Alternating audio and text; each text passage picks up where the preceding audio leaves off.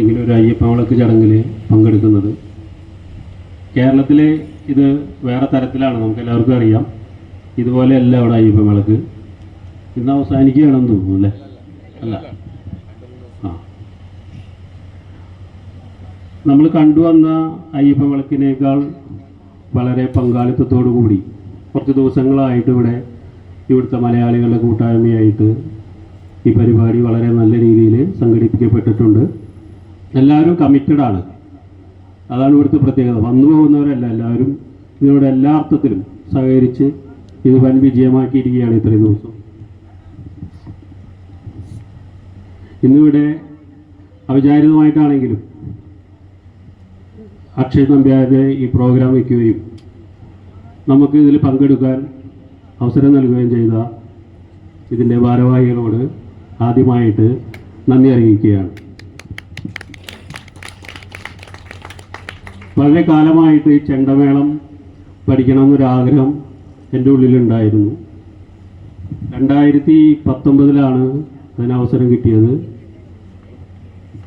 എൻ്റെ അനിയനും കൂടിയായ ഗുരുവായൂർ വിമൽകുമാർ, ഞാൻ എൻ്റെ ആഗ്രഹം ആശാൻ എന്ന രീതിയിൽ അദ്ദേഹത്തെ അറിയിക്കുകയും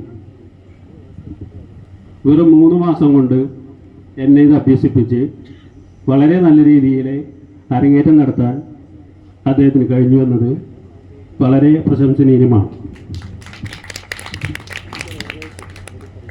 എൻ്റെ അരങ്ങേറ്റം കണ്ടിട്ടാണ് അക്ഷയ് നമ്പ്യാരും അക്ഷയിൻ്റെ അച്ഛനും ഇത് പഠിക്കണമെന്ന ആഗ്രഹം അറിയിക്കുകയും അവർക്കൊരു എന്താ പറയുക നിമിത്തം പോലെ കൊറോണ വന്ന അവസരത്തിൽ അവർ കേരളത്തിൽ അകപ്പെടുകയും ചെയ്തു.